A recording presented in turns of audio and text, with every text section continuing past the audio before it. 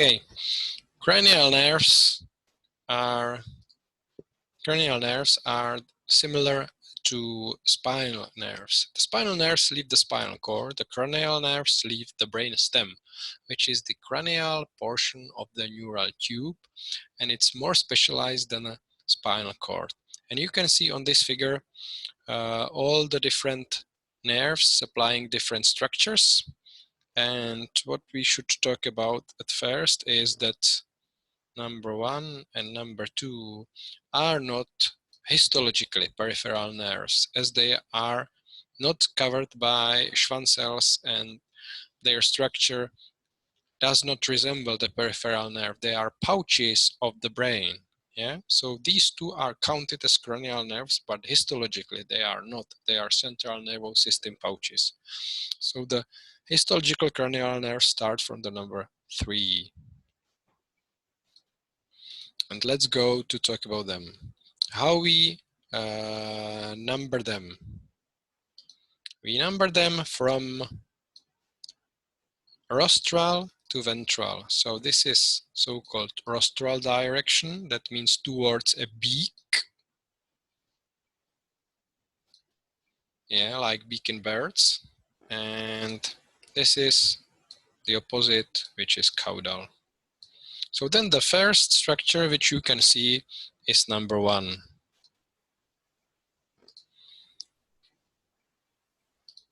Number 1, olfactory nerve in here. Yeah.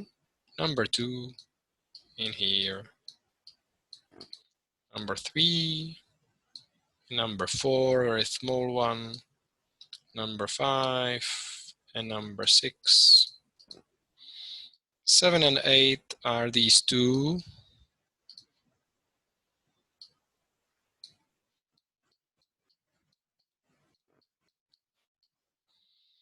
And then these 3 is glossopharyngeal, vagus, and accessory nerve. And then finally this one is the hypoglossal nerve. So you can see that they are numbered as they leave the brain from rostral to caudal direction. They have different size and a different location as for the midline. Yeah? Some of them are closer to midline, some of them are far. And you can see here on the left side that we started from 7 pairs 2,000 years ago to 12 pairs, which we have now. So this terrible figure you should learn, but you should learn it for the central nervous system. Yeah, central nervous system we will go through later, and this is a view of the 4th ventricle floor. If we move a little bit here, I'll come back to the figure. Yeah, if we move here, this is a section of the neural tube, and the section of the neural tube, if we think about how the neural tube is formed, we have the dorsal surface of the embryo, then we have some groove, and then the groove changes into a tube. And on the sides, you can find so-called neural crests. I think you know this from embryology. And the neural crest then forms PNS. Yeah. And the neural tube then forms CNS. Yeah. If you have questions, you just ask. And then we have here the neural tube, and this part of the neural tube is called basal plate. This part is called alar plate. The basal plate is motor. So basal plate is functionally motor. That means it's an efferent effector structure. Alar plate is sensory, from sensation, pain, touch, and so on. Yeah. And here this part is a bit different. It's a visceral area. Visceral, that means for viscera, autonomic. So this part is somatomotor. Somatomotor means striated muscles, yeah, skeletal muscles, like biceps, masseter, and so on. This area is somatosensory. Somatosensory means sensation from the skin, yeah? And the area in between is visceral. So this is visceromotor. That means motor for non-striated, non-skeletal muscle, smooth muscle, cardiac muscle, for example, yeah? Glands.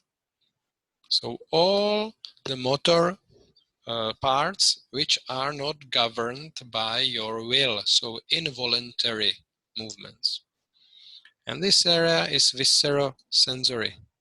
That means sensation from the organs, like heart, yeah, or stomach, yeah, for example. So do you understand these areas? Somato, motor, visceromotor, viscerosensory area, and somatosensory area. And if you think about the spinal cord, then this is the anterior horn. This is posterior horn. And this is lateral horn. So you can see these three horns in spinal cord match these areas in the developing neural tube. Well, and now this tube stays as a spinal cord, but in brainstem, the tube, which is round, then opens like this. Yeah, it starts to open here, and finally it's flat. So when the basal is here,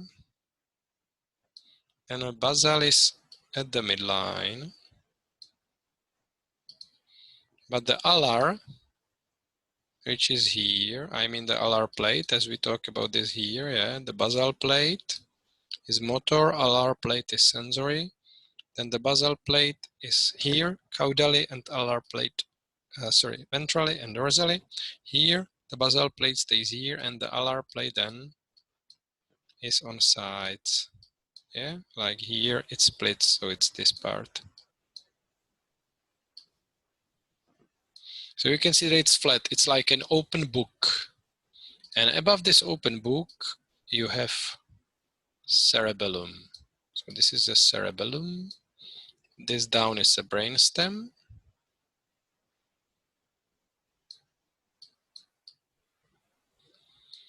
And in between is a cavity filled with cerebrospinal fluid, and we call this cavity fourth ventricle. Yeah? Fourth ventricle. And if we look into the fourth ventricle, we can see this figure. This figure. Yeah. So I'll go back. We look down and we see the brainstem. When we remove the cerebellum, from cerebellum we have only here such small connections, yeah, which are called pedicles, like small feet pedicles. And these connections are here. This, yeah. So these are the connections which we cut, and we are looking at the floor of the fourth ventricle. So this is mesencephalon, pons, and the medulla oblongata, and here down medulla spinalis, so the spinal cord. And what we see here are nuclei of the cranial nerves. Yeah, we start with the number 3. As we said that the first 2 are not true nerves. And we finish with number 12. So we'll talk about these nuclei, about their function, and the real location, and this drawing then you have to know during CNS, but now it's fine to understand where the nuclei are, why they are there, and what is their function. So questions?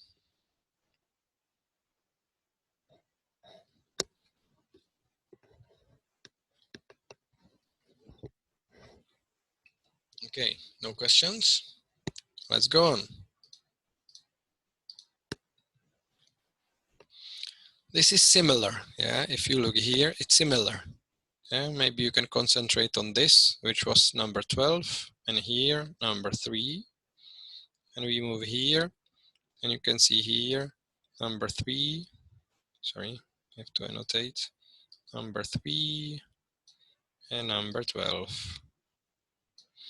So this is this figure is a bit artificial, and it should help you to understand why some of the nuclei are in the center and why some of them are on the side. So you can see that we have here motor and sensory.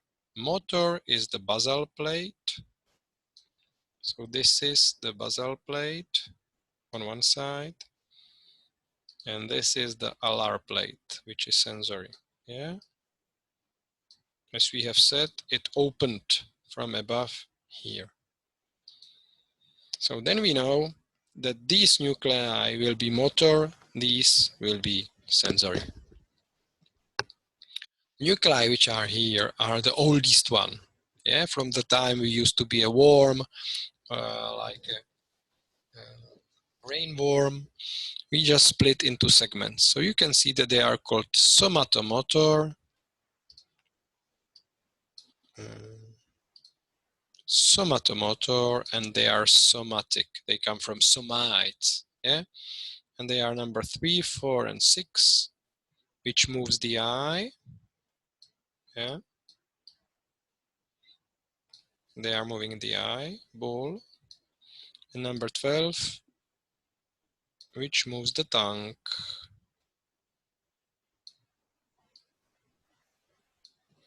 So these are the oldest ones.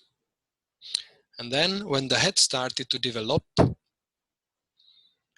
the head and neck, they are composed of pharyngeal or branchial arches, and we have 6 of them. Number 1, innervated by trigeminal.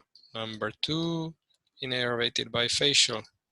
Number 3, innervated by glossopharyngeal. Number 4, innervated by vagus. And number 6, innervated by accessory. Yeah, we have talked about these already during the development of the muscles, because number 1, trigeminal innervates masticatory muscles. Number 12 innervates, number 7 innervates facial muscles, yeah, or mimetic muscles, and so on. So these are a bit younger, and as they supply branchial or pharyngeal arches, we call them somatomotor branchial, or sometimes they are called branchiomotor.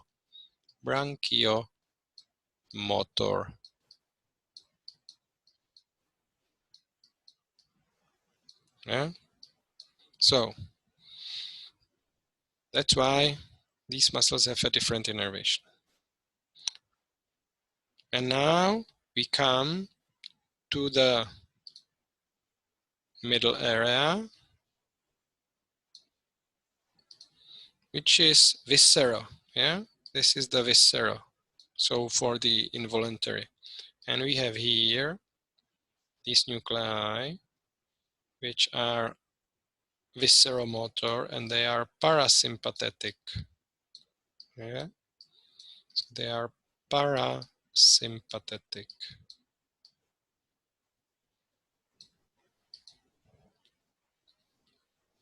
And this is all for the motor nuclei. So we have visceromotor. We have three stripes. The oldest and the most medial are somatic somatomotor, yeah, for the eye and for the tongue.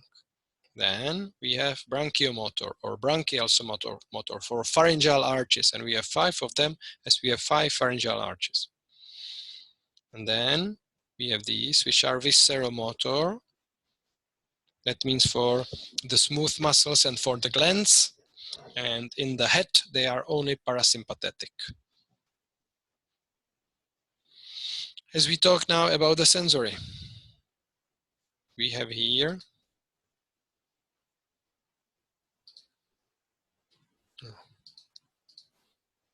the viscerosensory area.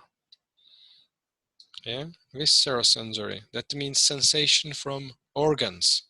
And you can see that it's mainly vagus nerve. Yeah, it's mainly vagus nerve.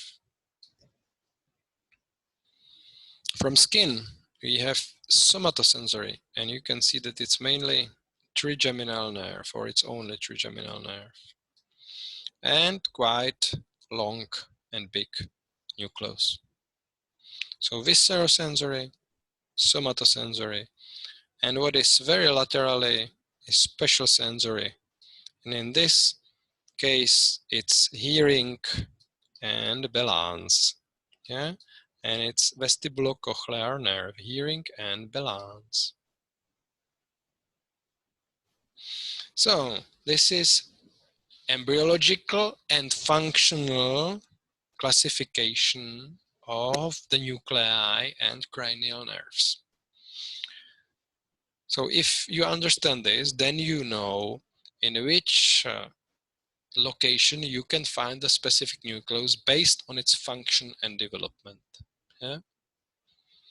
So when you start to learn the nerves, come back in every nerve to this scheme, and then you will understand it more, and finally you can draw the figure which you see before.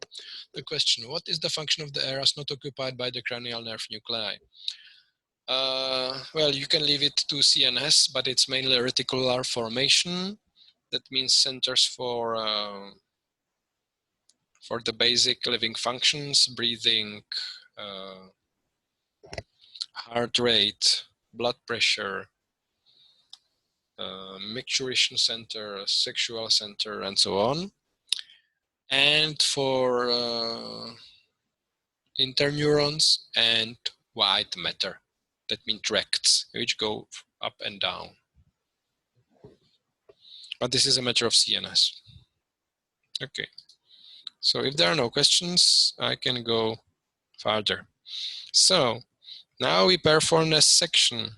Yeah, we perform a section. So you can see all these 6 stripes on the section. So this is somatomotor somatic. And we have somatomotor branchial, yeah, for the pharyngeal arches. And then we have visceromotor. So these 3 stripes are motor. That means the basal plate. And then we have the viscerosensory. Yeah, here, mainly vagus. And we have somatosensory, which is mainly trigeminal. And then we have special sensory, which is only vestibulocochlear. You can see that these possess ganglia, as they are afferent. The efferent, are there any ganglia? Only here in the autonomic system, but quite far in periphery. So there are ganglia, but only in periphery. Yeah?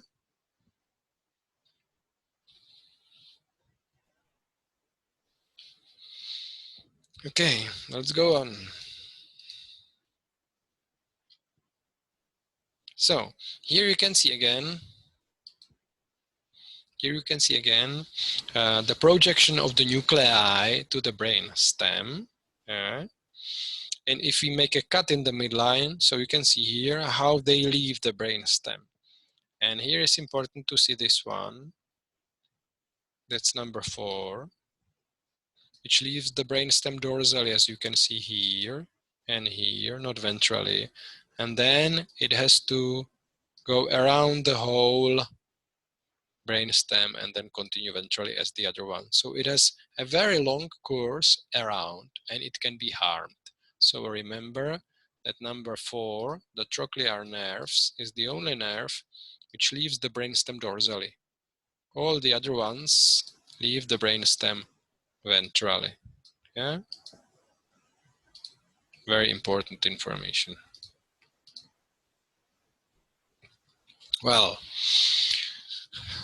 and the last information as for development. Here you can see the somites.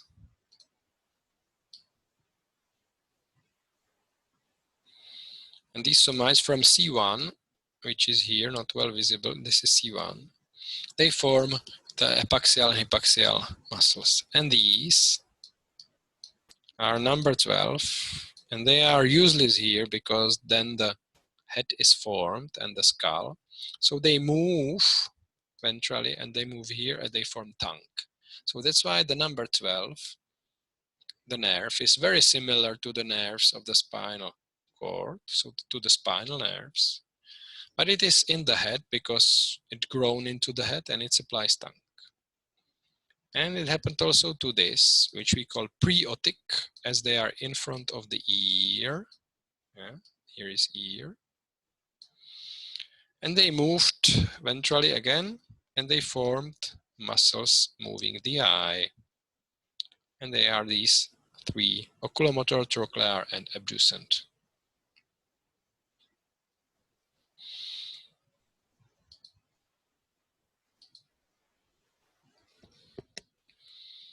These are the branchiomotor, yeah, for the arches. And it's just a repetition that every arch has got its nerve. And then from these 5 arches, there are muscles. So the blue ones are masticatory, the violet are facial or mimetic. And then we have here stylo-pharyngeal muscle, which is the 3rd one, 3rd arch, and laryngeal muscles, which is the 4th arch, and the 6th arch helps also in these muscles. So please return to these figures during studying of every nerve to understand why it's developed like that. And then 3 special sensory nerves, as I said, the number 8 is the only special sensory areal nerve. Number 2, optic, and number 1, olfactory, are just pouches.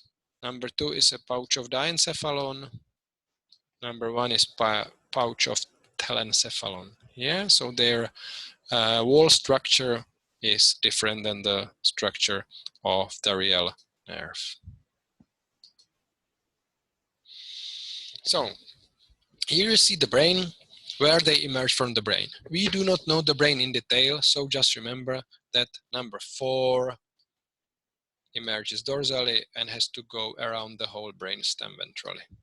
Yeah. So please remember this.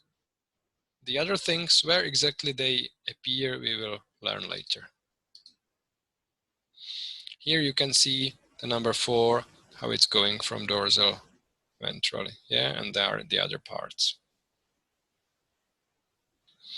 So we have talked about this. Now just look at the figure and try to find the appropriate nucleus where it's located, and then in CNS it will be a piece of cake for you. So we left the brain. Now we have to go into the skull and leave the skull then out. How? You can see here the numbers, and all these openings you already know. Yeah, just to show example, number 1, cribriform plate. Number 2, optic canal. Yeah. For example, here number 7, facial nerve, internal acoustic meatus. Number 12, hypoglossal canal. So this you already know from the skull, and we will repeated in individual nerves. So before we start, there are some general information how to approach it. So you should know the names, yeah? Both Latin and English term, but I think you already know the names, not a problem. You should know the developmental type. That means if it's a somite or branchial, yeah, we have talked about this, if it's a somite or branchial or pharyngeal nerve. The name of the nuclei and the location, if it's medial or if it's lateral, if it's in mesencephalon, pons, or medulla oblongata. Then the modalities, that means what does it contain, if it's somatomotor or visceromotor, if it's somatosensory, or if it's viscerosensory, or if it's a special sensory, yeah, like vision, taste, hearing, and so on. Where it enters the skull, yeah, the openings you know from the skull. The course of the nerve and the topography, we will talk about that. Branching, we will talk about that. Overview of the supplied area. For example, number 1 supplies olfactory area in the nasal cavity. And basic clinical examination and if there exists some reflexes. And what happens if there's a paralysis or palsy or if it's irritated. So you can use this information easily in clinics, yeah? And here in the cranial nerves, you will see how they are really linked to the clinics. And after these 2 lectures or after this course, you are able to examine the 12 cranial nerves as a real physician, yeah? So that should be the benefit of this. So questions? Questions before we start the first nerve?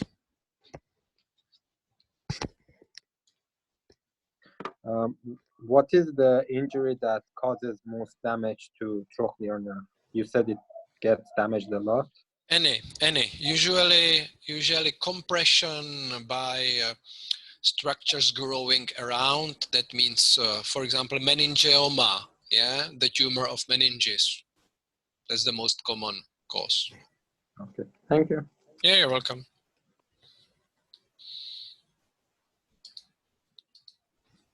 Okay, then we go on. Of course, you can ask anytime, yeah? So, olfactory nerve. So, I'll return here. You have here 10 points. You have here 10 answers, yeah, to that.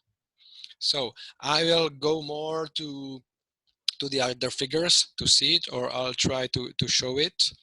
And this is just to give you a summary, yeah? So first is, it's a pouch from telencephalon. Yeah, we have talked about that. It's not a peripheral nerve, it's a pouch of the brain. Second, if it's not a nerve, there is no nucleus. There is only a center in the cortex. And the centers in the cortex are called areas and they have number, yeah? And they have a number. So when we will study the brain, we will learn 51 areas, and area 28 is the olfactory area. Where is the area? I'll just show you on a figure. Yeah, it's olfactory nerve for olfaction, very easy. It comes from nasal cavity through cribriform plate into the cranial cavity, yeah, anterior cranial cavity.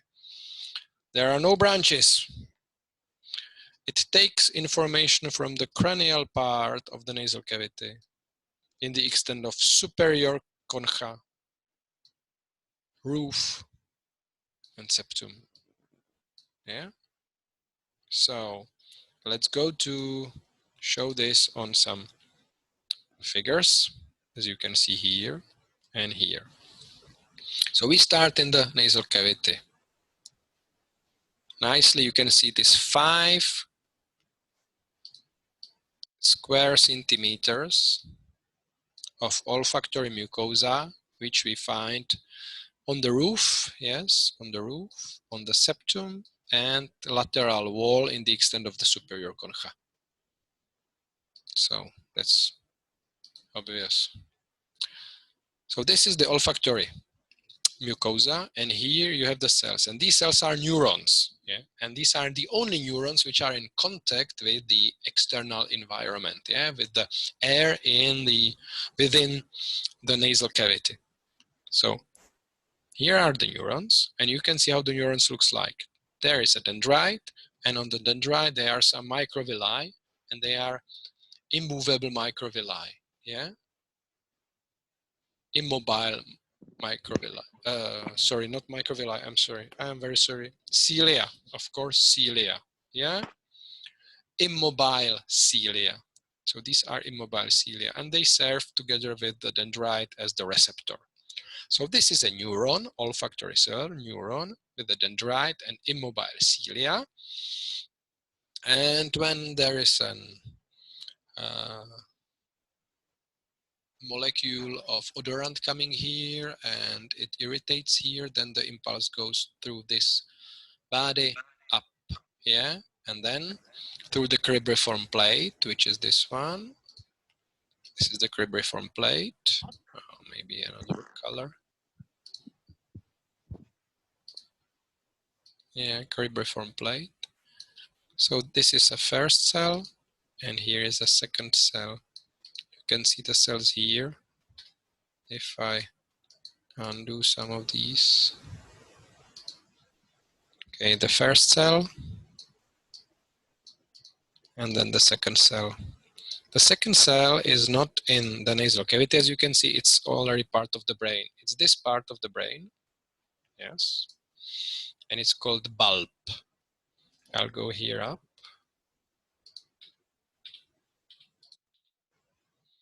And it's called olfactory bulb, as you can see here.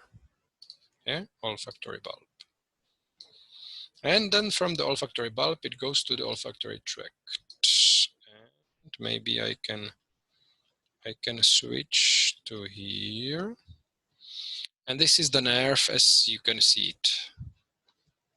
We start, sorry, this is in Czech, but never mind. It's nasal cavity, yeah, nasal cavity. And then it goes through lamina cribrosa, the cribriform plate, into the bulb, bulbus, and then via tractus into something which is called triangle. And then from triangle, olfactory triangle to the brain area 28. And this is whole nerve. Quite easy. Yeah, just to learn some of the names. So let's move here and show it again. So this is a bulb. I can draw it here. Yeah, olfactory bulb and olfactory tract and olfactory triangle, and then it goes into the area which is called 28. Where is it in the brain? This is the floor of the fourth ventricle we have talked about. This is cerebellum, yeah, medulla oblongata and pons and mesencephalon, yeah, thalamus. So you can see where it is. It is in a temporal lobe. So this is the location, yeah. In here, bulb, tract, triangle, and then the area is somewhere here, 28, yeah. So questions to this? You can write a question into the chat if you want.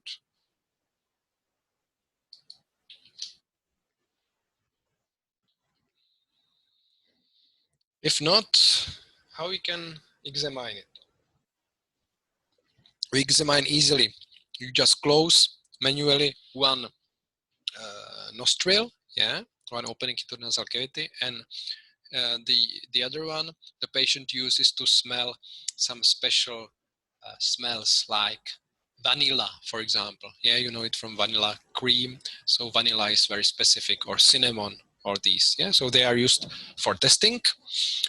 And if you have any problem, which you can see here on this figure, after the cranial injury, this area is whiter. That means there's a bleeding here.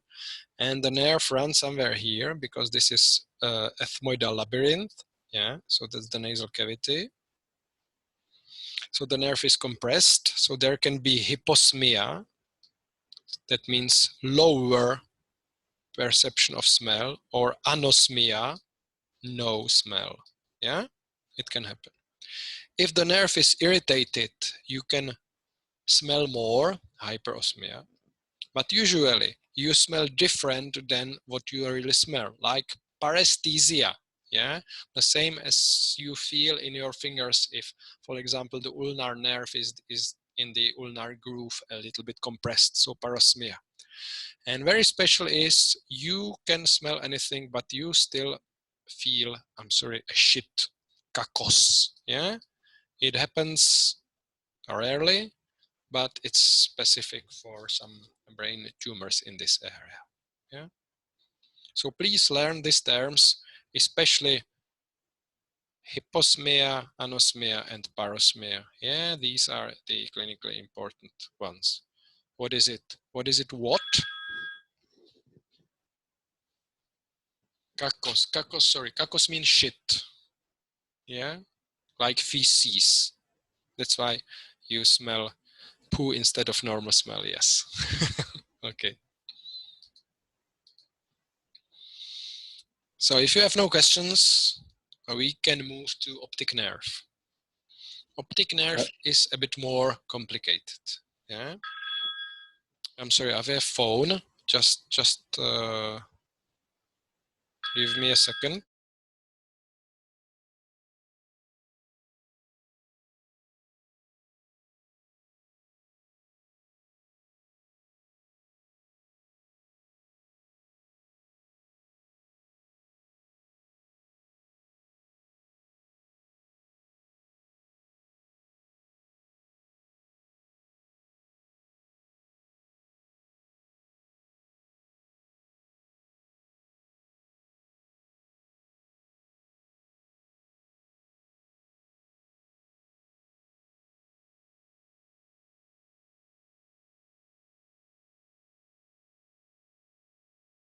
I'm sorry, we just go on.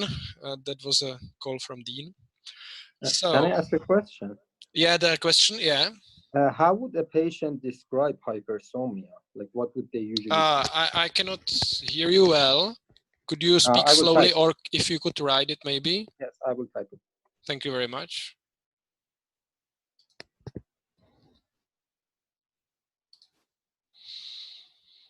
Okay, optic nerve. Optic nerve just for vision.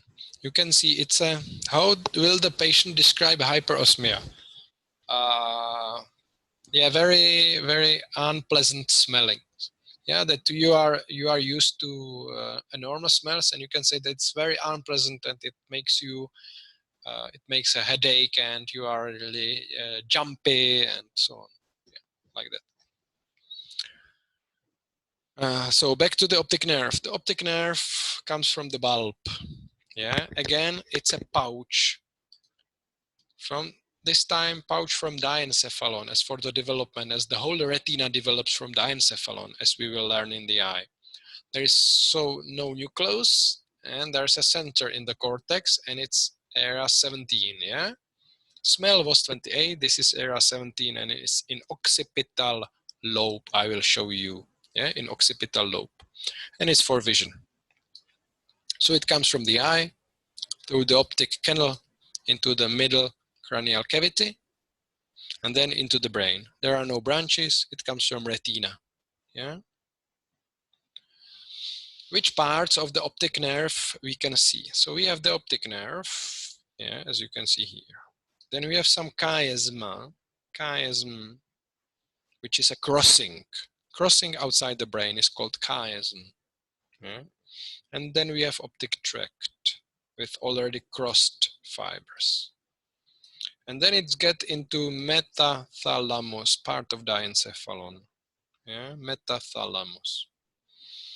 So you can see how it goes from the retina, which is here, by optic nerve, optic chiasma, optic tract into the brain.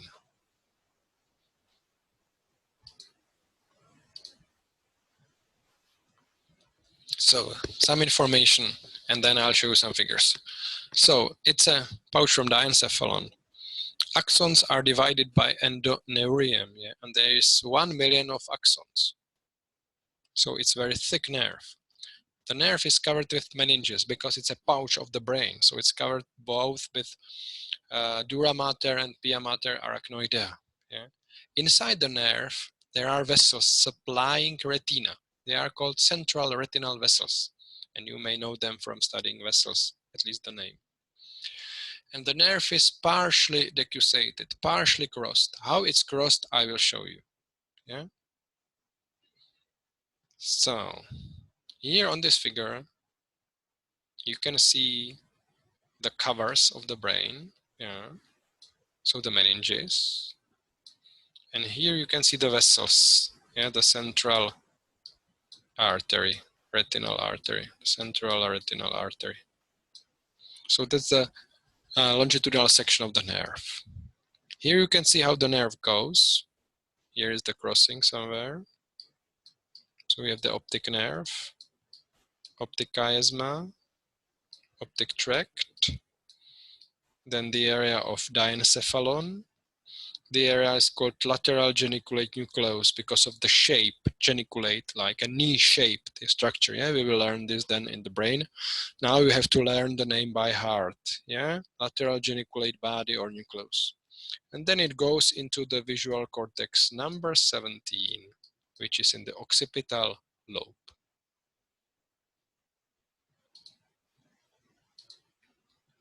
Well, and here you can see how it's decussated.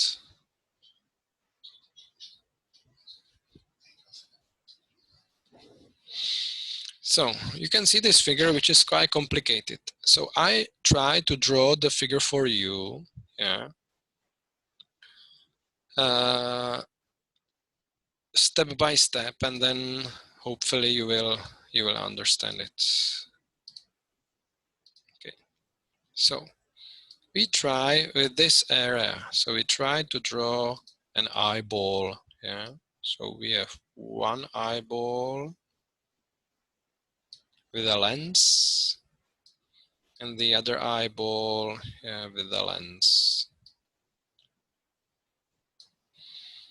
Then we need to put an yellow spot, macula lutea, yeah, which is the area of the most acute vision. And then we'll talk about the vision field. The vision field is what you can see. So what you can see with this eye and with this eye. So let's talk about what we can see on one side. Yeah, for example, this. So what you can see on one side.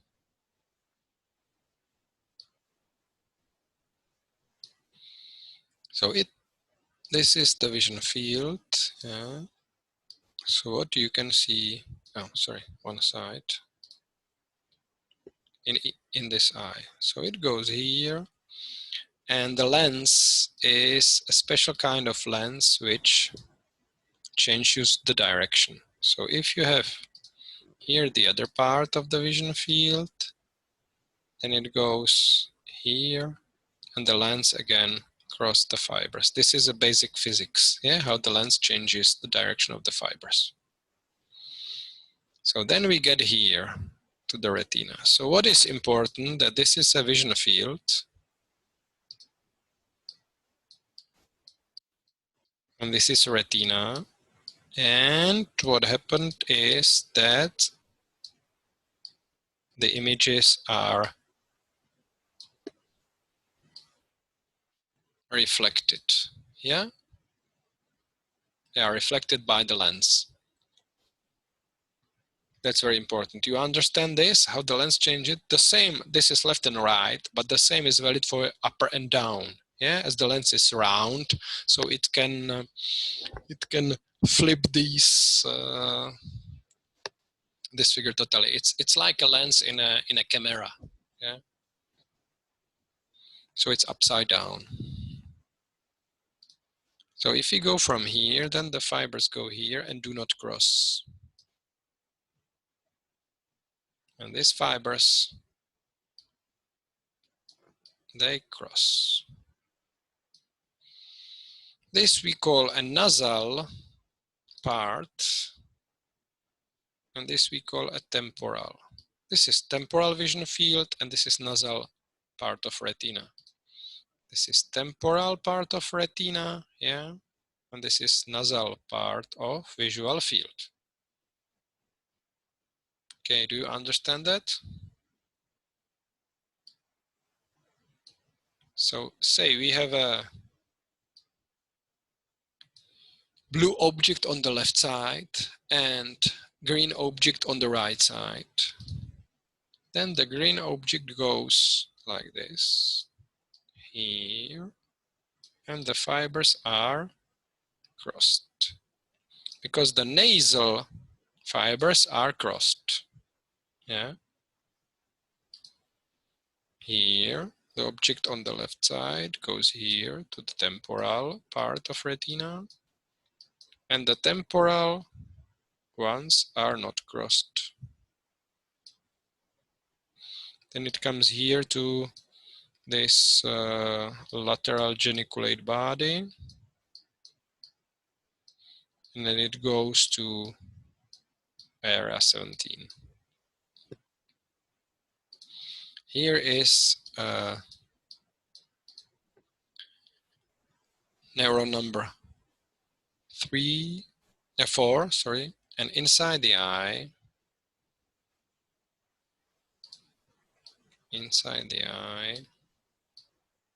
sorry, the eye is not nice, but inside the eye you have, I will erase this and make it bigger and nicer. So a big eye.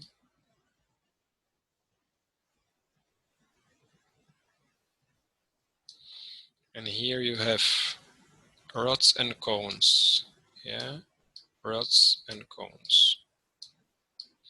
We have some 120 million of rods and 700 millions of cones. So altogether 127 millions on rods and cones. And their axons converge to so-called bipolar cells. So we have here, maybe. Their fibers converge to bipolar cells. I will do the fibers then. Yeah. So we have a layer of so-called bipolar cells, or so in bipolar, like having axon and dendrite. And then we have a layer of ganglionic cells.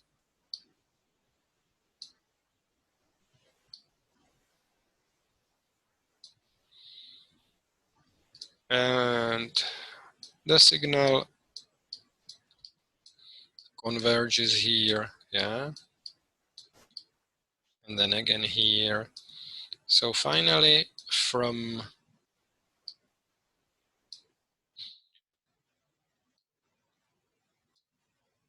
finally from 127 million cells, you have only 1 million of fibers here.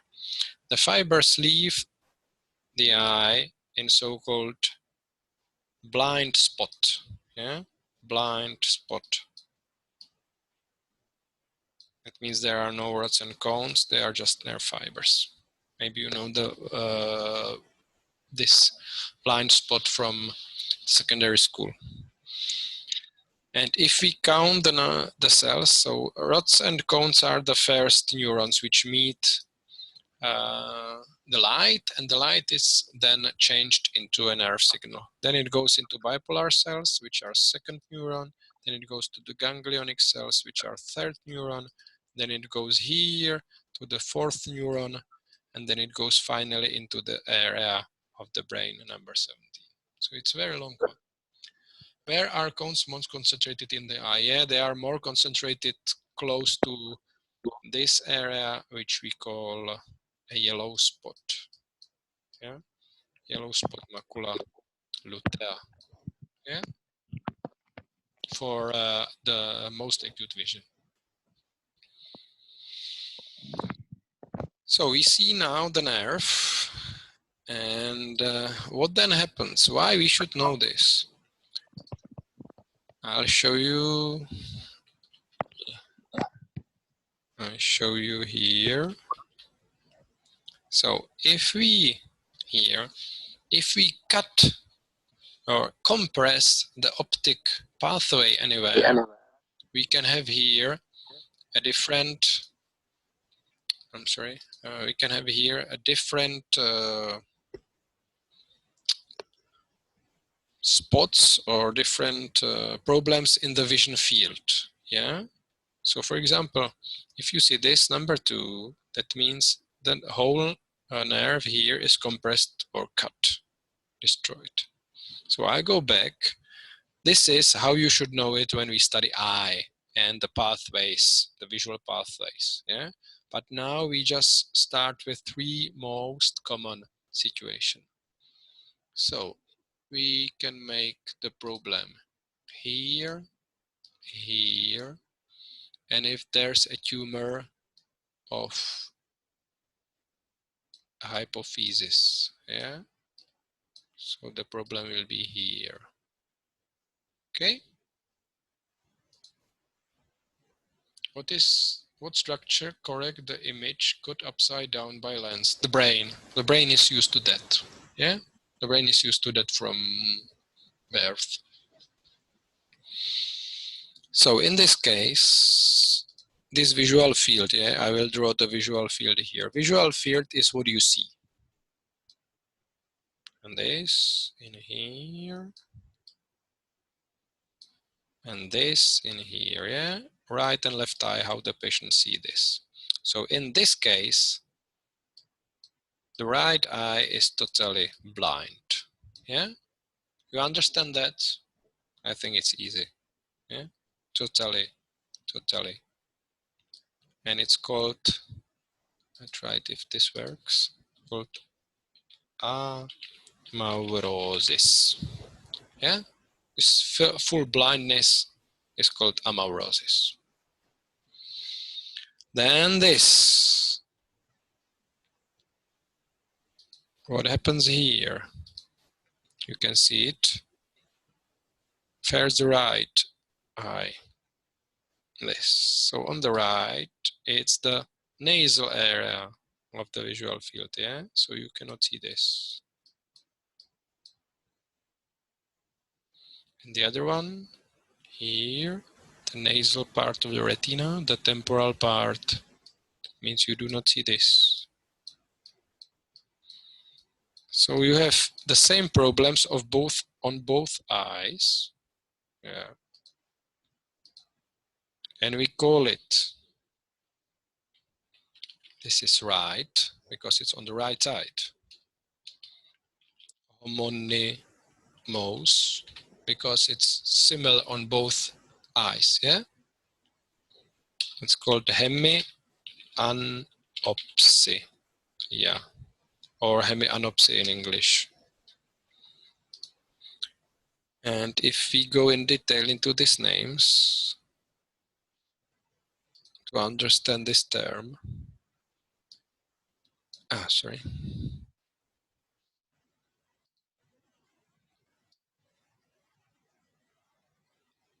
opsy or opsia means I can see, yeah, this is I can see.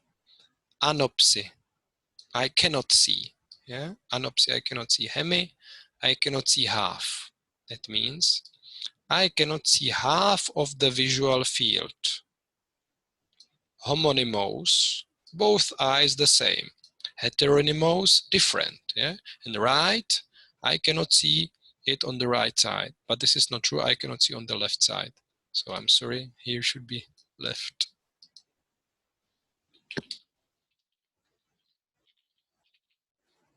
Yeah, the problem is on the right side, but the patient cannot see the left side. So again, I write it here, left homonymous hemianopsy means problem in the optic tract on the right side. Yeah? And then we can move here. And here you can see that we compress this green one. That means nasal part of retina. That means temporal part of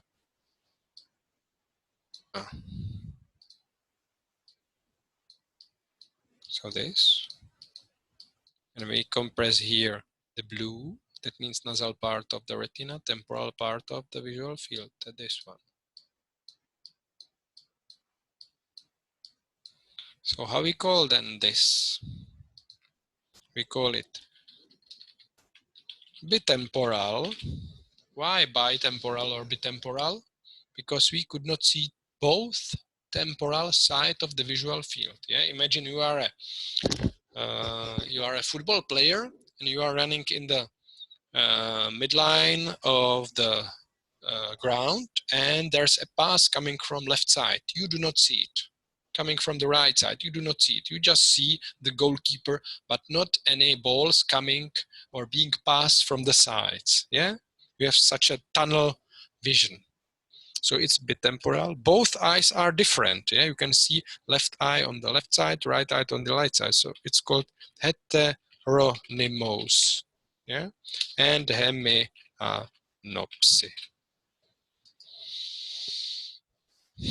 So just from the visual field, you can find out where is the problem.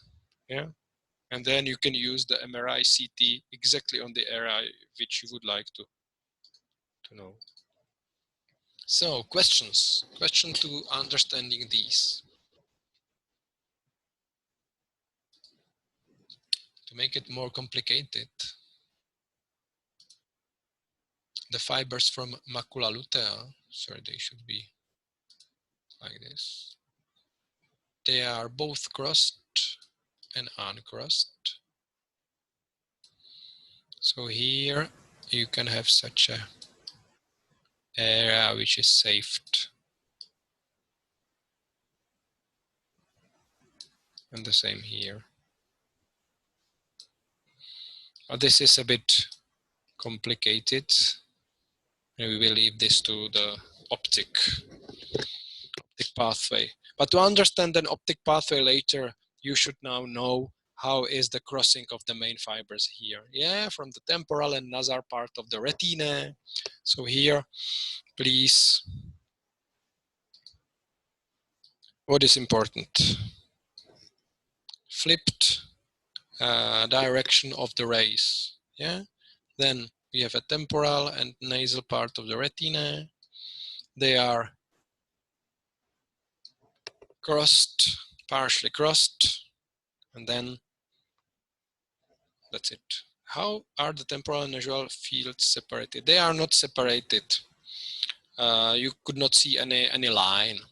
And the separation which we draw here as a line is an approximate line. Yeah, it's approximate line. It's not a definite line. So, if you have no questions,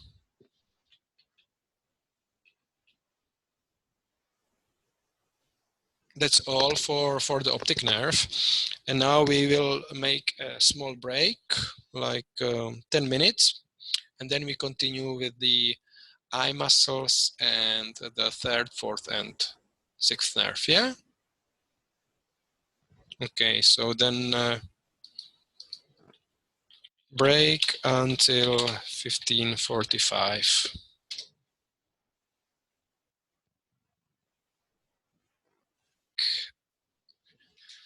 I'm going to record it so you can play it again. Then I put it on the website like some 20 to 30 minutes after the lecture is finished. Now you can hear me.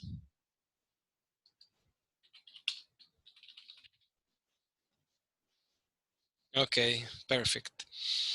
So we can continue to these three nerves which supply the eyeball muscles, and we have three nerves for 7 striated eyeball muscles. Which are these muscles? We have 4 recti, yeah, 4 recti. They are quite easy. Superior, inferior, medial, and lateral, just according to the position, yeah. And then we have two obliqui, inferior and superior. What is the difference between these muscles? So this is an eyeball, not nice. And this is the optic nerve and orbit. Yeah. For the eyeball, we can use something which is called equator. Yeah, like Earth, like a globe has got an equator. Yeah, this is like a North Pole and a South Pole. Yeah. So, and the muscles, if we have the recti muscles, then the recti muscles insert ventrally to the equator. Yeah. This is, for example, rectus superior. Yeah? But when we have the obliqui insert, and this is superior oblique, insert behind the equator. The superior oblique, you may know because it's turning around this spine, which is called trochlear spine, spina trochlearis. You may know it. Do you remember that from the skull? Very small cartilages or bony pine, how to call it, like a small spine or small tubercle. And this muscle, the superior oblique muscle, turns around. The inferior oblique muscle, for example, goes from below and inserts here. Yeah. And if I drew, for example, the medial or the lateral rectus, it inserts like this. So that's why it moves the eyeball in a different way. Yeah. So do you understand the insertions? I hope so. And I will try to show you this on a model.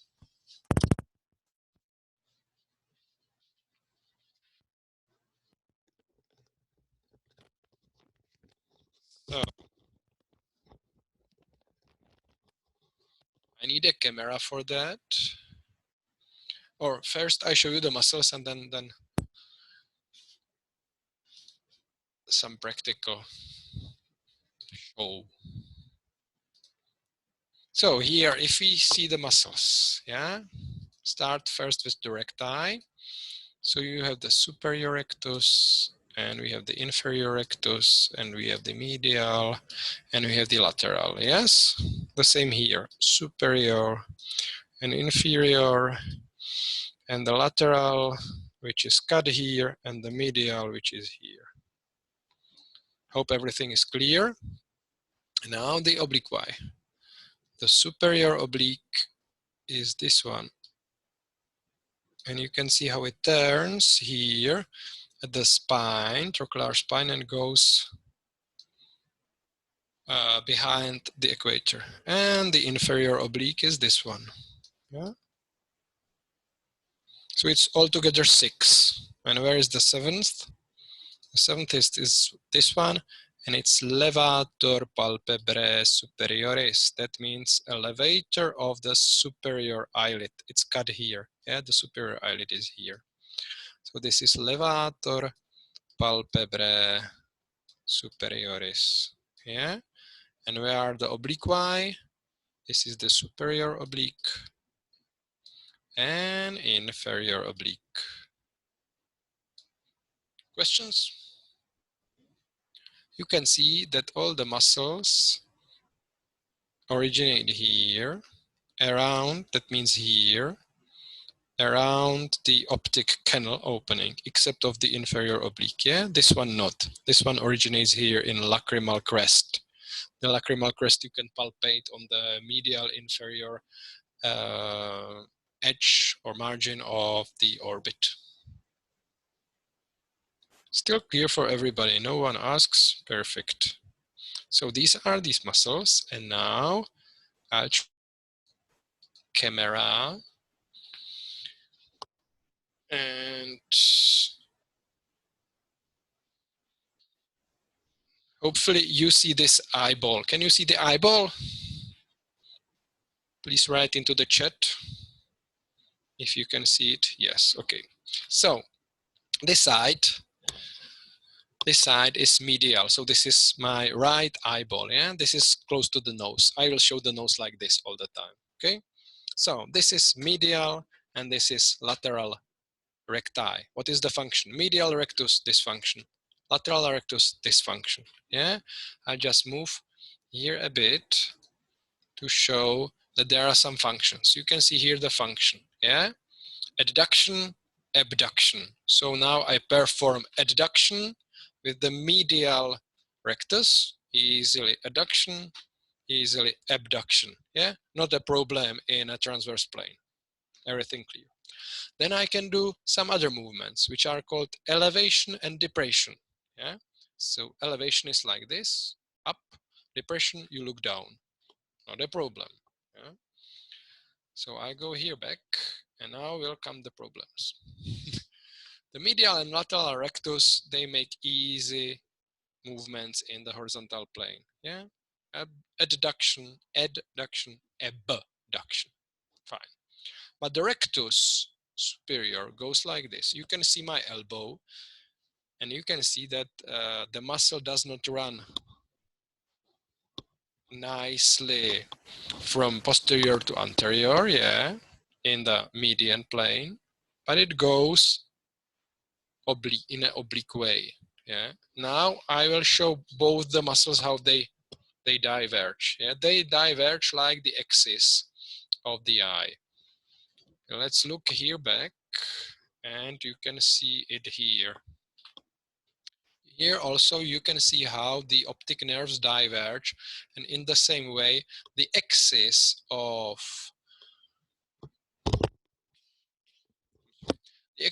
orbits also diverge. And that's why we do not have two-dimensional, but we have three-dimensional vision, that these axes are diverging, yeah? So I return here back. So that's why the superior rectus of the right eye is moving, is going like that, yeah? Hope you understand. So if I move it, what happens? I move it not only up, not only elevate, but also move it like this. So I elevate and I adduct. So I move it superomedially. Yeah, you understand? If I have the inferior rectus, it moves the eyeball not only down, but also medially. So like this. Yeah, you can try it yourself with any ball at home. Maybe you can even put the ball into the bathing tub on a water, and you can move it nicely. Yeah, like an eyeball in the orbit. So are you just showing the screen now, or is there supposed to be something shown? Ah, sorry, I'm not showing the camera. Ah, sorry, I should show you the camera. How I do it? I have to share my camera, but how can I share my camera? Oh, like this?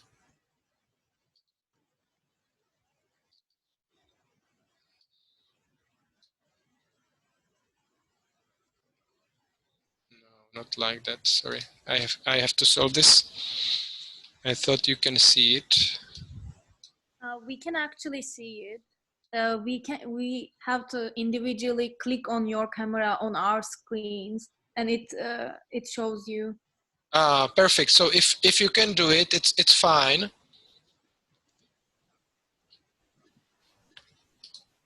Please, can you do it, everybody?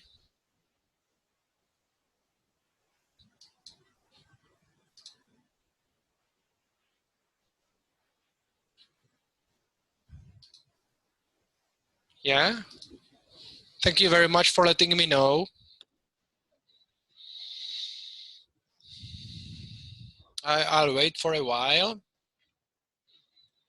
So what is important here also is that they move the eye in this direction. So you can see it here. This is the right eye. So the muscles do not move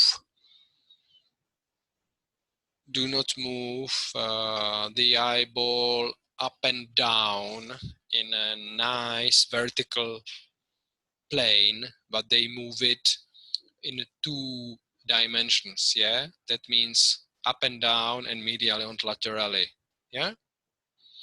Okay, so everybody can see me now?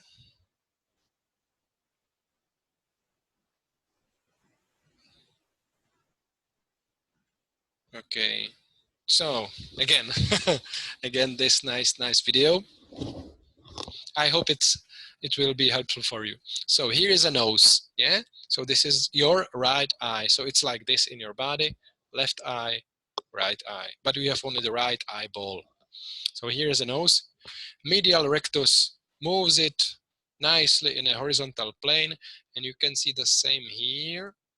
If I annotate it here, medial rectus moves it nicely medially, yeah, in a horizontal plane. Lateral rectus moves it nicely laterally in the horizontal plane. So medial rectus adduction, lateral rectus abduction. Yes, you see it. Superior rectus is not running like this. That means in a posterior anterior direction, not in this line, but in an oblique line. Yeah, as the 2 axis of the orbit, they diverge like this, and you can then see nicely 3-dimensional. If you look like this, they are next to each other, you can see only 2-dimensionally, yeah, flat surfaces. But if it's like that, you can make a perspective. So that's why the nose and the superior rectus muscle is like this, inserted in front of the equator, and it moves the eyeball not only up but also medially, so like that. And you can see this here, and I circulate rectus superior in this way, yeah? Rectus inferior, down and medially, that means this way.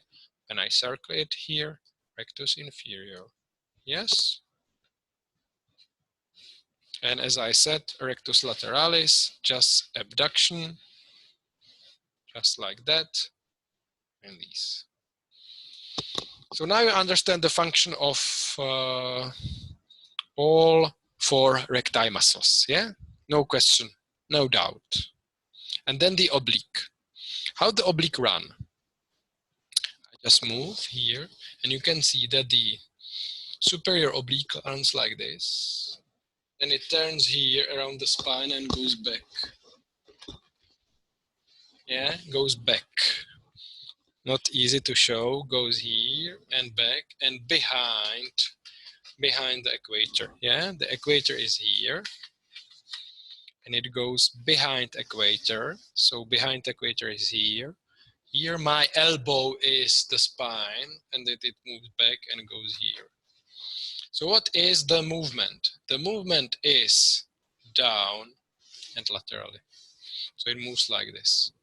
And you can follow this in here, superior oblique. Do you understand this? There's a question, do we have any smooth muscle in the eye? I will answer later, yeah? Razam.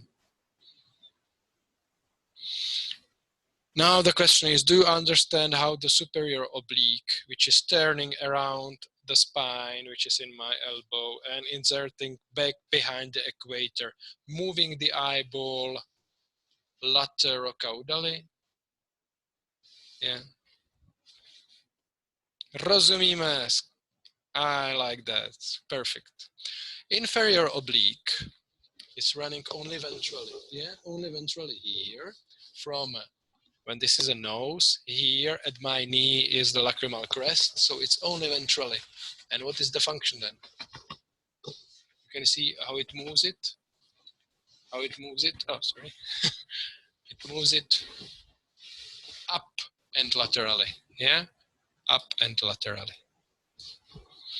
So if you understand this, then it's very easy to understand what happens when a function of the muscle is impaired due to a paralysis of a nerve. Yes? So,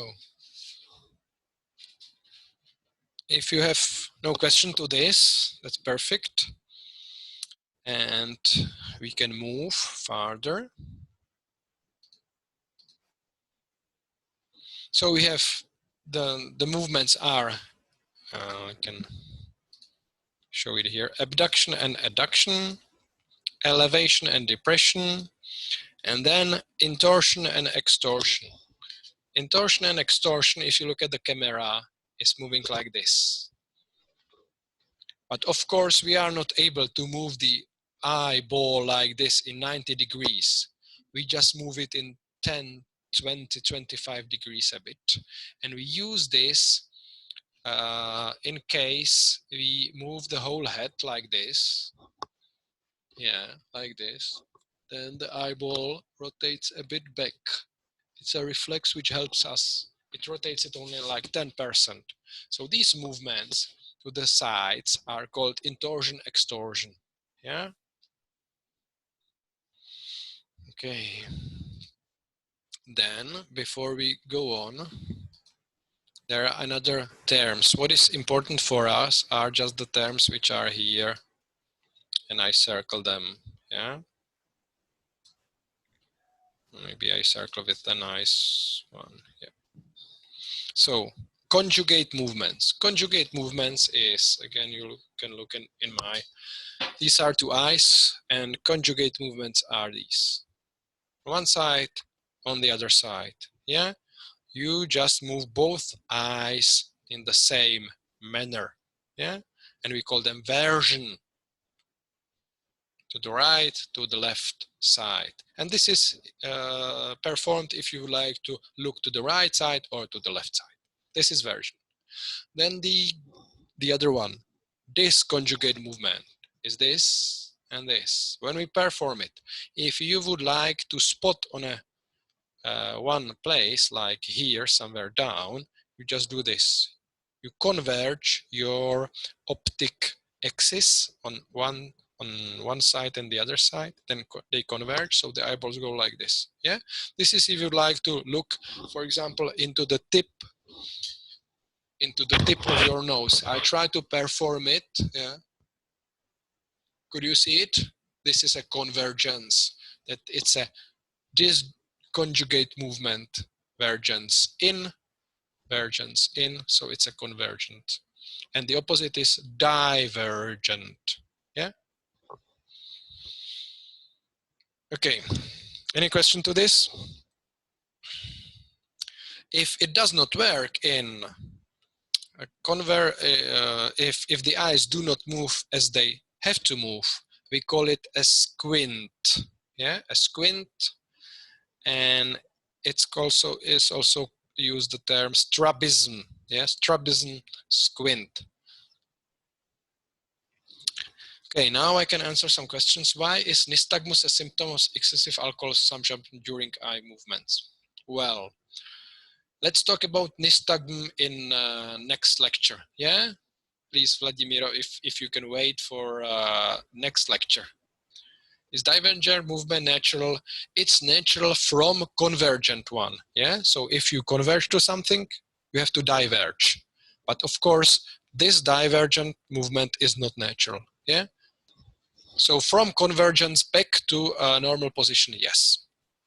And the question, what was below by Rassam about the smooth muscles in the smooth muscles in the eye, I will talk about it in 10 minutes. Yeah.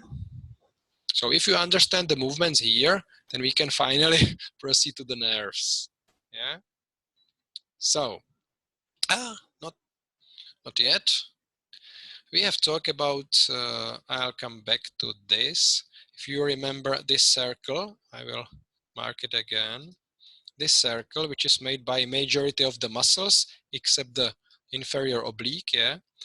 These are origins of the muscles. And these origins of the muscles, their origins are fused and they make such a tendinous ring, yeah? Tendinous ring. And if I move here back, you can see the tendinous ring here. We call this tendinous ring common tendinous ring, yeah, common tendinous annulus. And I mark the ring here. You can see the ring now. And I will mark here the superior orbital fissure. Ah, that's not a nice color. Superior orbital fissure. And I will mark optic canal. So if we talk about the optic canal, this is the contents of the optic canal. Yeah, optic nerve, ophthalmic artery, and ophthalmic plexus, of course, around the artery. When we talk about superior orbital fissure, what is the content of the superior orbital fissure? Is the third nerve, sixth nerve, and nasociliar, which is part of ophthalmic, and the fourth nerve, and the frontal, and lacrimal, and the... So you can see that these two openings have the contents. And now some of the structures run through the ring. And which structures run through the ring are these? Why it's important that the ring can compress the structures running in. So it can compress the structures of the optic canal. It can compress the structures of the medial part of the orbital fissure, but it can compress both of them. Yes? So please remember that we have another structure here, which is not bony, but it's an tendinous structure, which is called common tendinous ring of Zinn. Yeah, it's a German name, so that's why it's red Zinn. Questions? Okay, you don't need my video anymore. And another structure which I hope you remember is cavernous sinus. What is a cavernous sinus? It's one of the dural venous sinuses of the brain, and it's next to, and it's here, next to sella turcica, the Turkish saddle of the sphenoidal bone. Yeah. What is in? In is internal carotid artery. Yeah, internal carotid artery. And the nerves which run in the lateral wall, and is the third one, is the fourth one, is the first branch of the fifth one, and the second branch of the fifth one. Yes. And this is an exception. The sixth one is running inside. Yeah, you can see it here as well. The sixth one is this one. The other nerves run here. This is the third one. They run here in the lateral wall. Yeah, that's the third one and the fourth one. So they run in here. So if there's a thrombosis inside, the thrombosis or an aneurysm of, yeah, the aneurysm can compress the nerves, or a thrombosis can cause irritation of the nerves, then you have problems in these nerves. So you should know the content of the nerves which are inside the cavernous sinus. So we have gone through the common tendinous ring and the cavernous sinus. So now let's talk about the nerves. The thinnest and easiest nerve is trochlear 1. Thinnest, you can see only 3,000 axons in comparison to 1 million in optic nerve. There's a question, can a tumor of hypophysis also affect the nerves as well? Yes, if it's enlarging, yes. The tumors of hypophysis can have endocrine, can cause endocrine problems, yeah, as they can be endocrine active. But if they grow too much, they can locally destroy what is around, mainly optic nerve ventrally and the optic chiasma, as we have shown, and of course these nerves as well when it's too enlarged. Yes. So back to trochlear nerve. What is the trochlear nerve course? As you can see, it emerges dorsally. Yeah? As I said, it's the only cranial nerve emerging dorsally. So you can see this extra cerebral course, which is longer than for example, this nerve, which is the oculomotor. Yeah, in here. So the oculomotor has quite shorter extracerebral course. So that's one important thing. And then where it goes, I may skip to this. And this comes from Memorix. So you can see how it comes from the mesencephalon, yeah, from the mesencephalon. Then it goes around the brainstem. So here can be the brainstem. It enters the cavernous sinus. It enters the superior orbital fissure, and it goes outside the common tendinous ring. Yeah, and then it supplies only one muscle, superior oblique.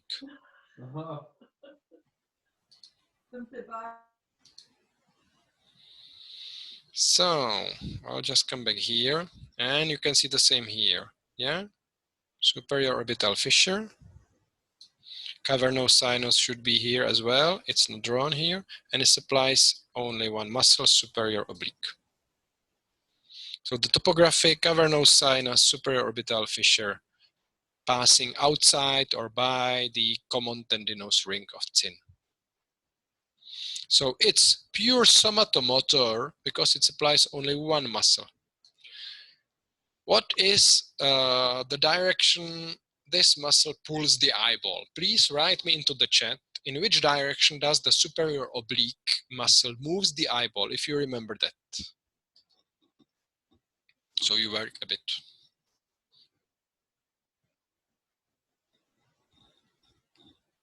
Inferior lateral is the answer. Now we can check it. Inferior lateral, perfect. Lateral caudally, perfect answer. So then what's the problem if we have paralysis of this nerve? The problem is you do not see well looking down, right? Yeah. So you can fall from stairs when you don't go down. Yeah. So it's a very discrete problem. So the patient can suffer from diplopia. What is diplopia?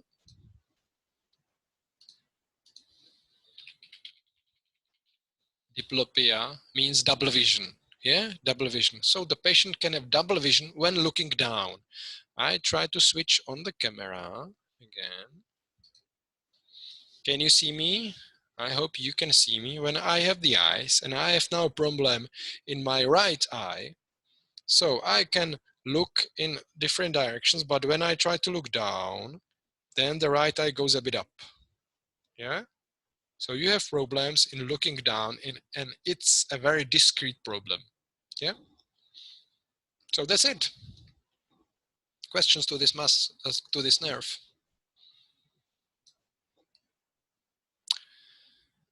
There is a problem with the muscle decussation. The muscle is decussated within the brain. It's decussated within the brain. So we do not call it chiasma, but we call it decussation. Yeah? It's crossed. It's crossed within the brain. When something is crossed outside the brain, we call it chiasm, like the optic nerve. Yeah. In here, we call it decussation. And the decussation is inside the brain stem. So you can imagine the brain stem section looks like this. We are in mesencephalon. So this is a section through mesencephalon.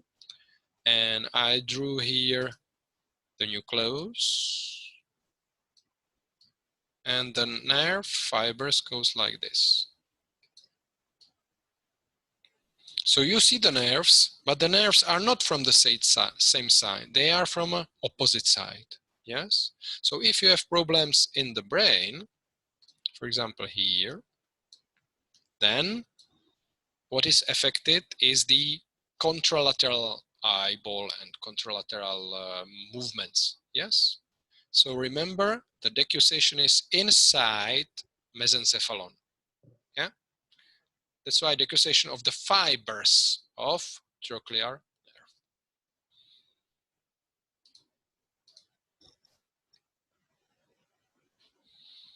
So we can go on to, and this is the nucleus here.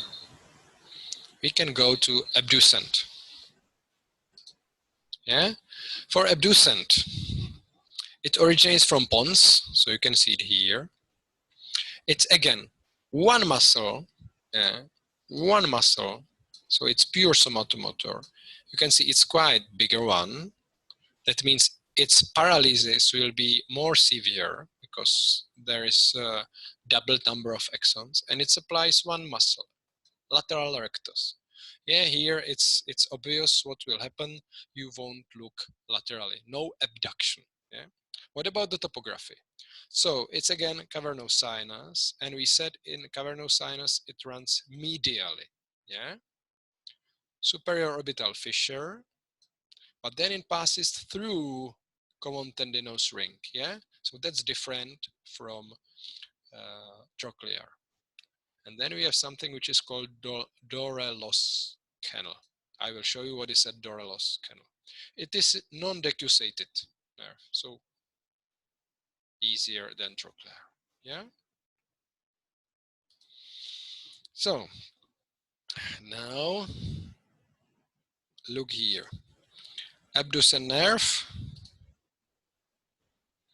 Abducent nerve is this one. So it goes through the common tendinous ring, yes, and through the orbital, superior orbital fissure. So it's clear, and then it goes here, medially, yeah, not in the lateral wall, but closer. So it means it's usually the first affected nerve inside cavernous sinus. And this is Dorellos canal. As you can see, the third and the fourth nerve, they just enter the cavernous sinus. But abducent, not.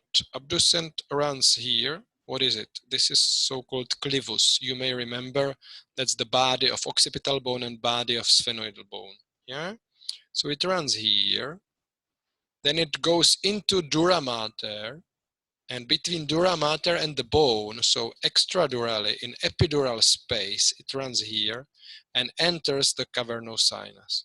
And this extradural course is called Dorellos canal, and it can be affected here by processes which can come here, for example, through foramen lacerum, yeah, from nasopharyngeal area or outside the skull base. So it's again a clinically important area. It's extradural course of the nerve, yeah, in Dorellos canal.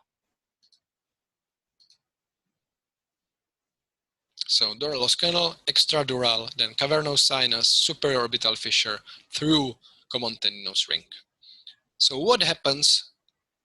What happens now? Again, if you look at me, right eye, left eye, when I have the problem, then I am not able to move. I have problem in the right side. I am not able to move the eye to the lateral. I am not able to abduct. So if I look to the left side, no problem. If I look to the right side, it's like that. Yeah.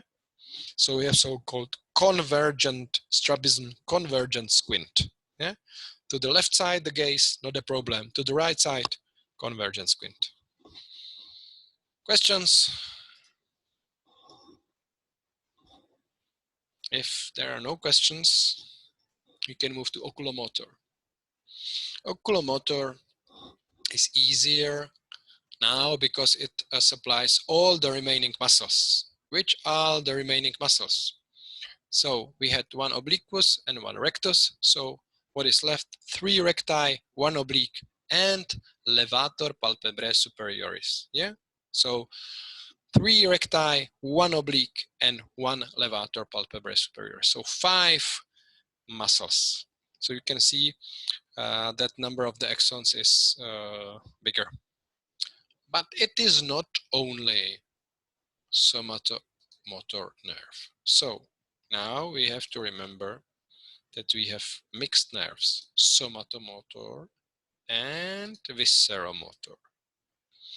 Somatomotor is for the 5 extraocular striated muscles, and visceromotor is for 2 smooth muscles inside the eyeball. And now we are back to Rassam question. Yeah? 2 smooth muscles inside the eyeball. And they are innervated, as we said, that all the visceromotor nuclei are parasympathetic in the brainstem. It's supplied by parasympathetic fibers. As for the topography, in cavernous sinus, in orbital fissure, through common tendinous ring. Yeah, so very, very easy course now.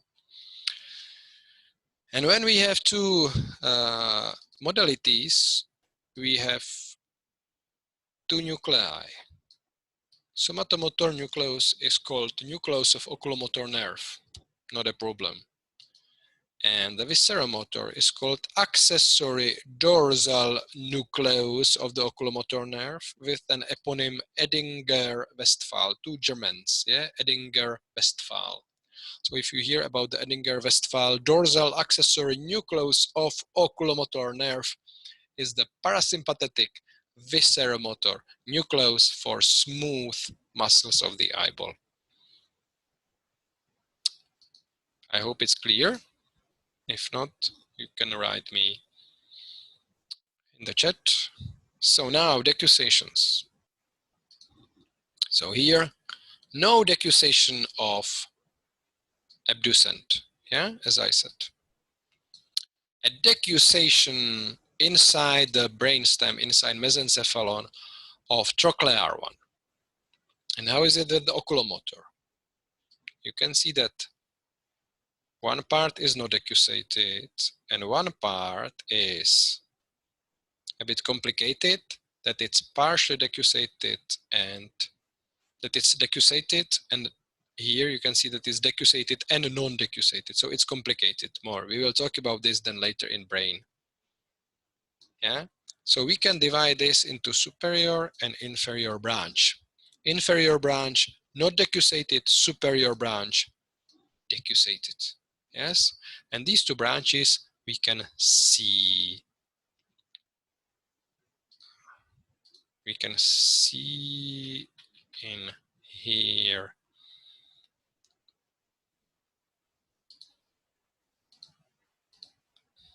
Here we have the oculomotor nerve scheme, yeah, from Memorix. First, just to show you that it leaves the brain here. It's called fossa interpenicularis, not important now. Cavernous sinus, superior orbital fissure, common tendinous ring. Yes, this is what you know.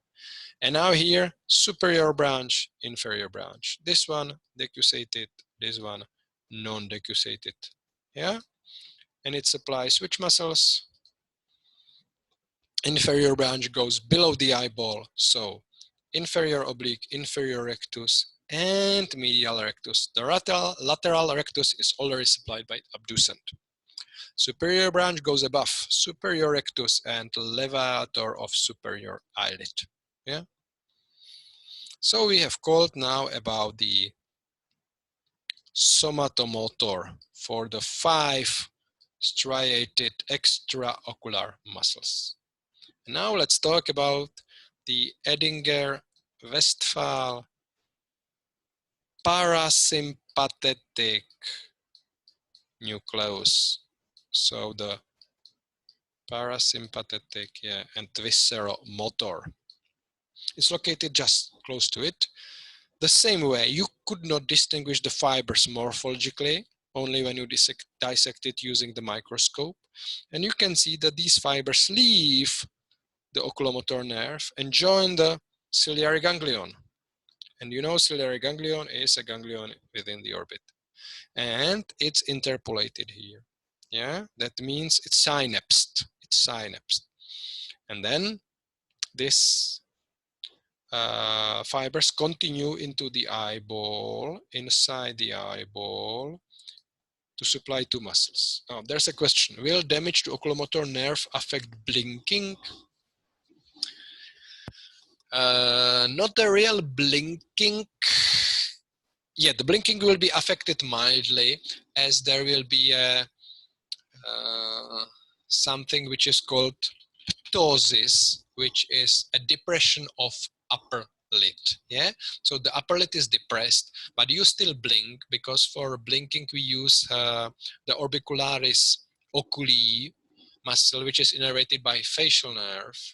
So you do not have problems with the blinking itself, but you have problems with a lowered upper lid, which is called ptosis. Yeah, ptosis belongs to this one. Okay, so back to here. We have these two muscles. So sphincter pupillae. What does it mean, sphincter pupillae? If you have your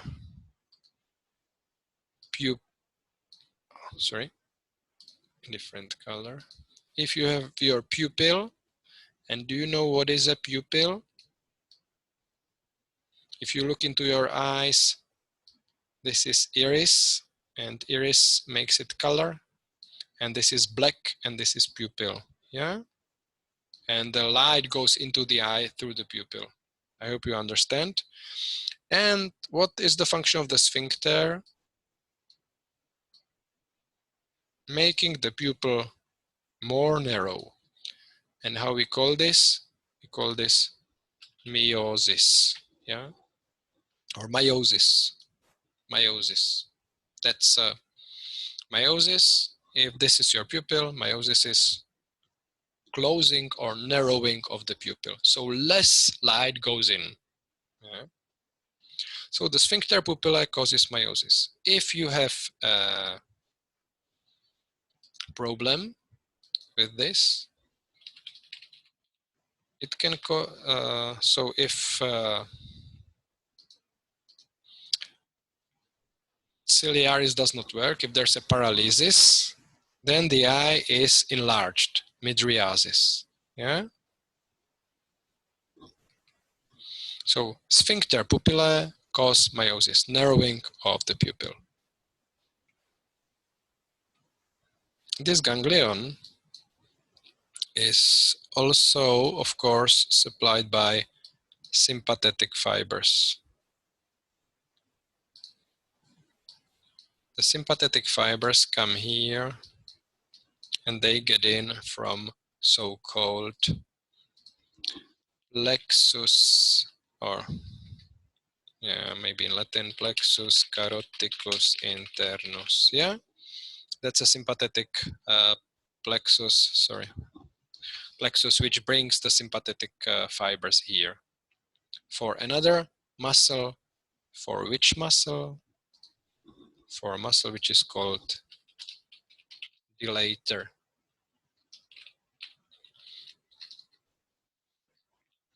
In Latin, dilatator, in English, only dilator. Yeah. So this muscle is supplied by sympathetic. So this is sympathetic. Yeah. So what is the function of the dilator? The function of the dilator is mydriasis. And if we have a palsy of sphincter, then the mydriasis, the dilation, appears as a symptom. And what about ciliaris? The ciliaris muscle we find close to lens. Yeah, and the function of ciliaris is accommodation of the lens.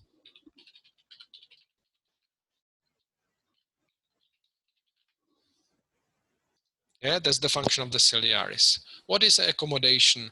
That the lens changes its thickness and you can focus to near objects.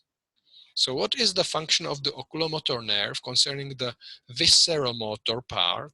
Is to focusing on a near objects and to performing meiosis. That means, so you focus and you narrow the pupil so you can better look at the small object which is closer. Yeah, you understand this?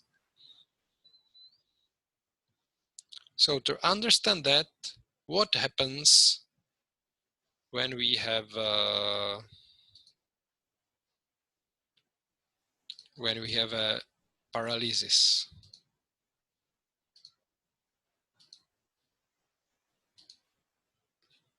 Well, why it does not work? I like that it works. I just have to clear the drawings. So what happens when we have a paralysis or palsy of the oculomotor nerve? Yeah. What we said in abducent. In abducent, no abduction, so we have a convergent squint. In here,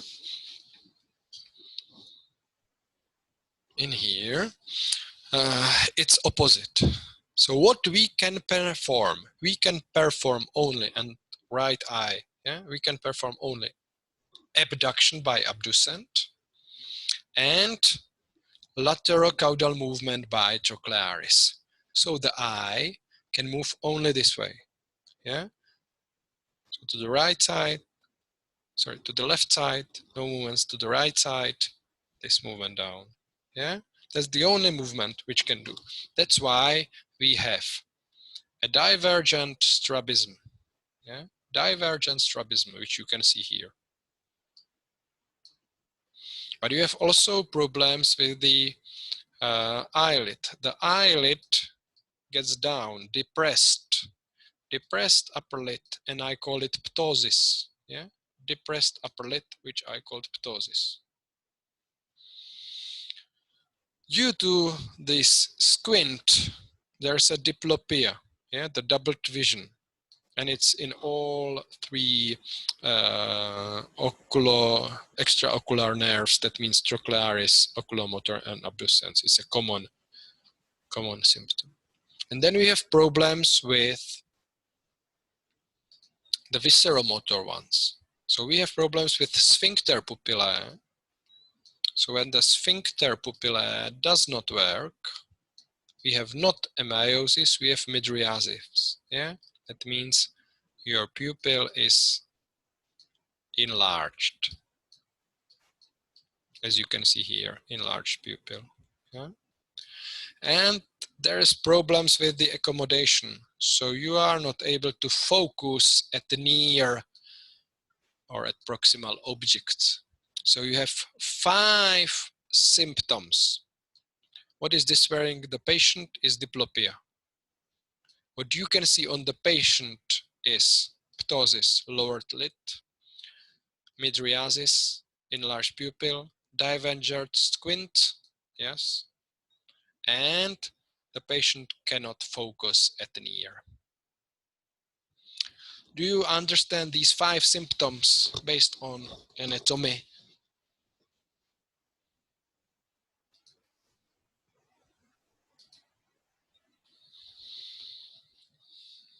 Okay, if you have no questions, we can move to the last topic, which is introduction to trigeminal nerve. Yeah. So introduction to trigeminal nerve. What is trigeminal nerve? Trigeminal nerve, you can see it here, is non-decussated, which is fine, mixed nerve, somatomotor and somatosensory. If we look here, somatomotor is a very small part, and you can see that it joins only the mandibular nerve into foramen ovale, and it supplies only 8 muscles. Yeah, the somatomotor. I will tell you which ones. And somatosensory is for the sensation of the ventral part of the head. That means mainly to face. Yes.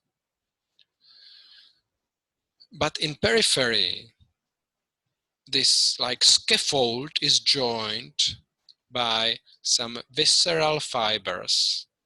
Oh, sorry. Here should be visceromotor fibers.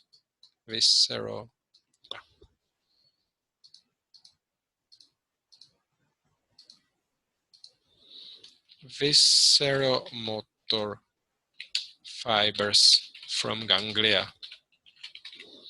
Okay. We have talked about some of the ganglia already in the skull.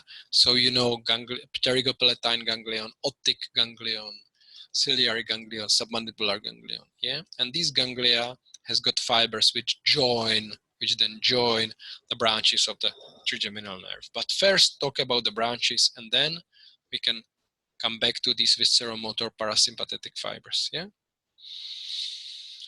this somatosensory nerves which come from all three branches, that means ophthalmic, mandibular, maxillary, they come into ganglion where they synapse. So we have this big trigeminal ganglion, which is called the ganglion of Gasser, and it's located in trigeminal cave of Meckel, which is a flat, small cave, or a narrow, flat cave within dura mater, and it's lying on the apex of petrosal part of temporal bone. Yeah, you may remember there's something which is called trigeminal impression. That's the impression of the ganglion. Which are the nuclei for this nerve?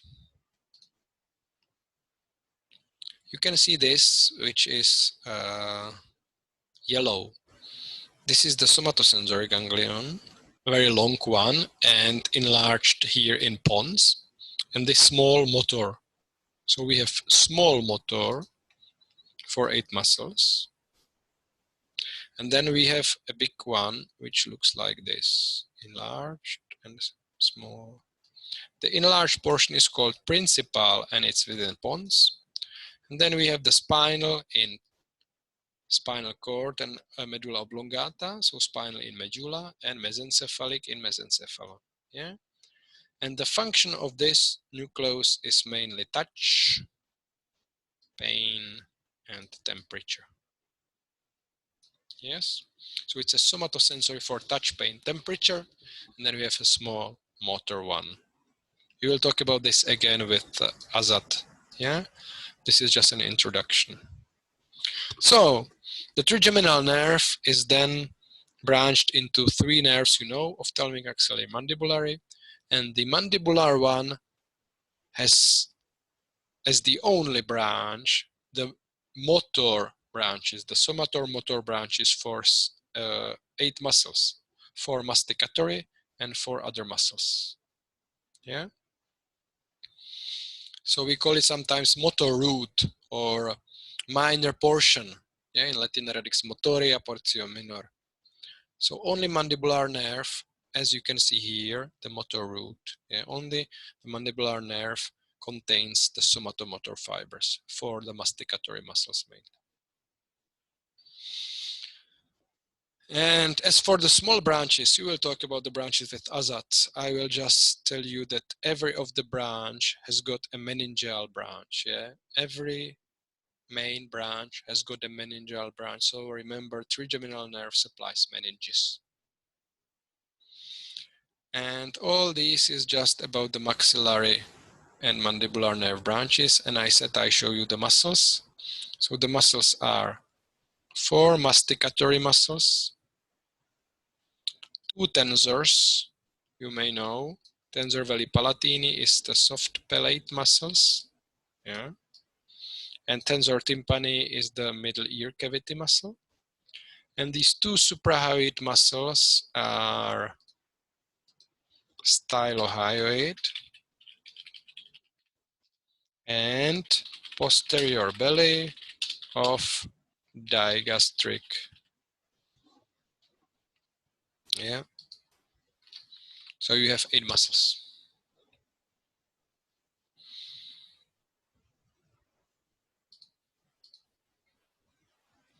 So I will skip this because it will be a topic of your seminary with Azat. But what is then clinically important are 2 things. First is anesthesia for lower teeth in only 1 point. Why? You may know this. As you can see, this nerve, and this nerve is inferior alveolar nerve, and you know inferior alveolar artery. And this arterial nerve enters the mandibular canal to supply all the lower teeth. So if you would like to operate here, just one injection here and it is done. Yeah, all is anesthetized. Half of the jaw of the lower jaw is anesthetized. For upper, it does not. It is not valid. It is different. This is infraorbital nerve in infraorbital canal, the same as the artery, and it has got anterior, middle, and in here are some posterior, superior alveolar nerves and arteries. So if you would like to perform surgery on these teeth, you have to apply the anesthesia to the appropriate teeth. Yeah.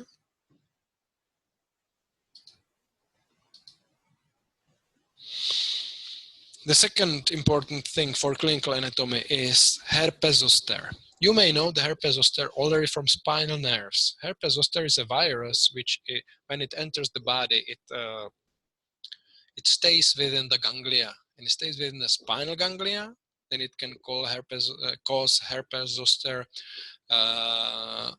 blisters in the intercostal spaces, or it can stay in the trigeminal ganglion of Gasser, which I showed you before, and then it can cause problems on a face in the extent of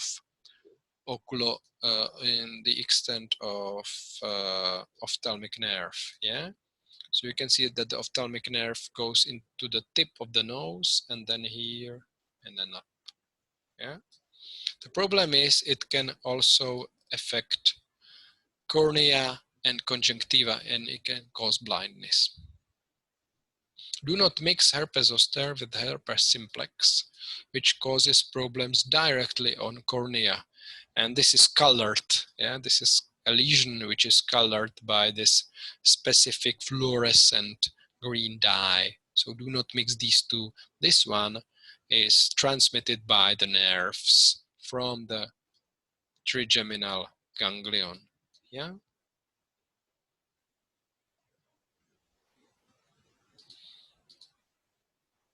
And the last information comes about trigeminal neuralgia. Neuralgia is a pain caused by the nerve. The nerve can be irritated by some structures, and what is the most common anatomical irritation is what you can see here. It's a compression by superior cerebellar artery. Superior cerebellar artery is a branch from the basilar artery. And here you can see how the artery crosses the nerve.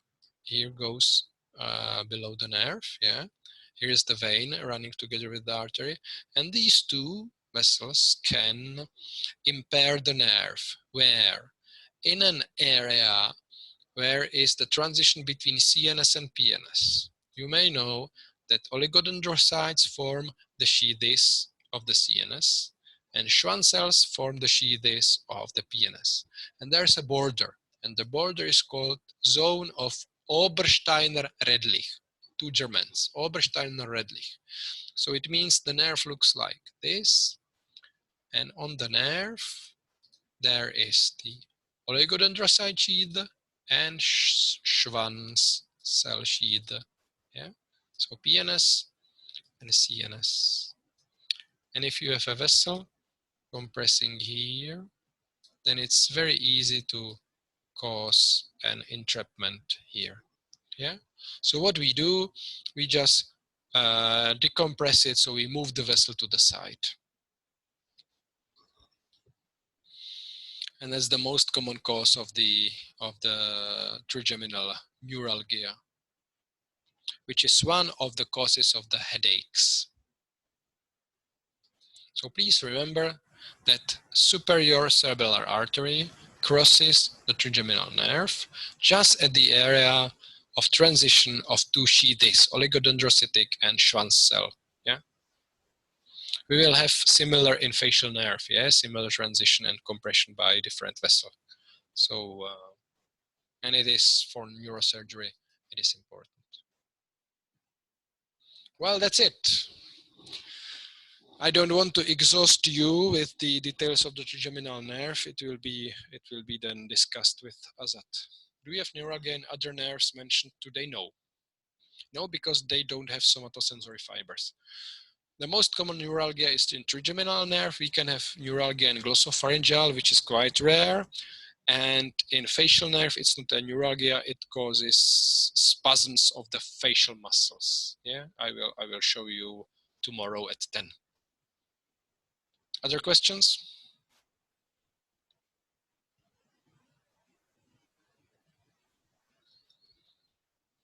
Okay, if you have no questions, I'll stop.